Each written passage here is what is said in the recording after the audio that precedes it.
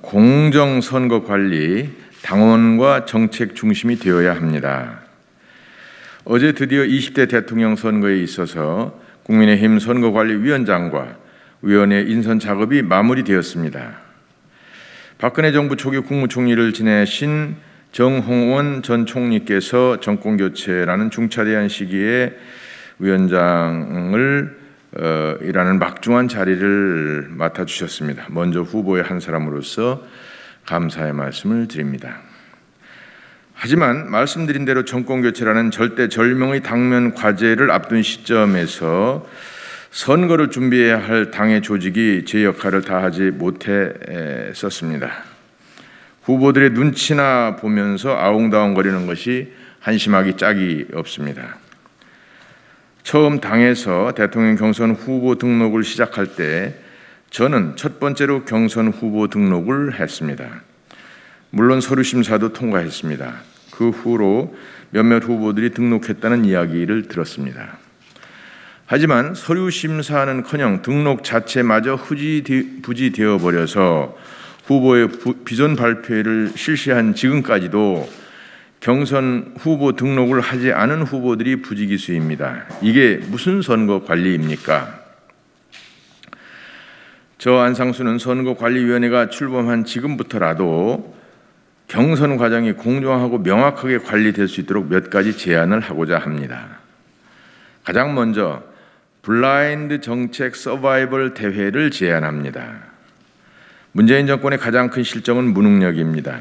쓰레기 같은 정책을 마구 쏟아내 국민들을 힘들게 했습니다. 가장 대표적인 쓰레기 정책이 27번의 부동산 대책이 아니겠습니까?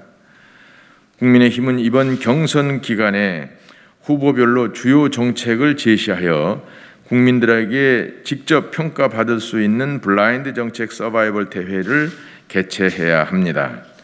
누구의 정책인지 밝히지 않고 오로지 정책으로만 승부할 수 있는 정책 선거를 이번 경선 기간을 통해 만들어 가야 합니다.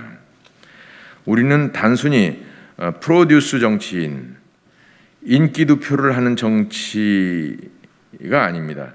우리는 단순히 프로듀스 정치인, 인기투표를 하는 것이 아닙니다.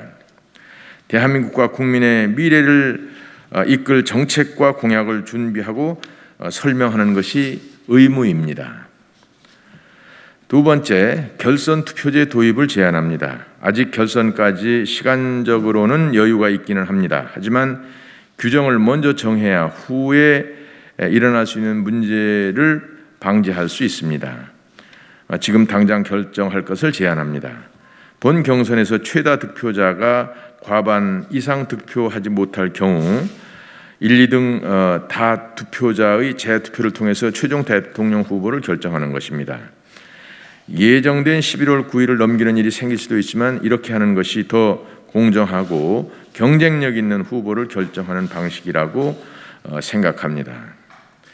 세 번째, 9월 1일부터 시작되는 당내 경선 일정을 가능한 한 앞당겨 9월 9일 이전까지 후보 간의 정책 대결이나 토론 등이 마무리될 수 있도록 계획을 세워주시기 바랍니다.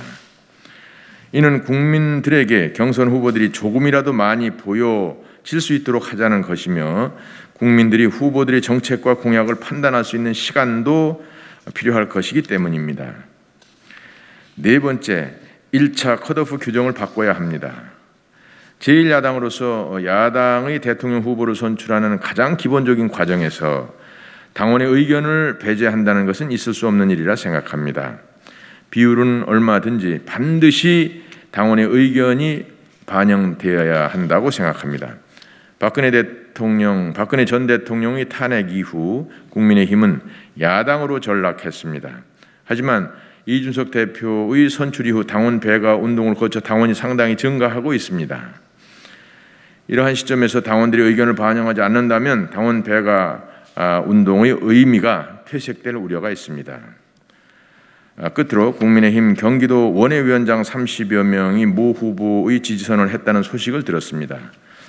당협위원장이라는 자리는 각 지역 당원들의 의견을 수렴하고 상급기관으로 전달해 정책으로 반영할 수 있도록 창구 역할을 해야 할 자리입니다. 하지만 큰 선거에서 힘 있는 캠프에 줄 서거나 줄 세우기에 좌지우지되는 패거리 정치야말로 청산해야 할 구태인 것은 말할 필요도 없습니다. 더 이상 이런 패거리 정치가 있어서는 안 됩니다. 이러한 구태를 청산하고 당원들과 국민들이 옳은 선택을 할 수 있도록 각고의 노력을 경제해 주실 것을 당부하는 바입니다. 감사합니다. 국민의힘 대선 경선 후보 안상수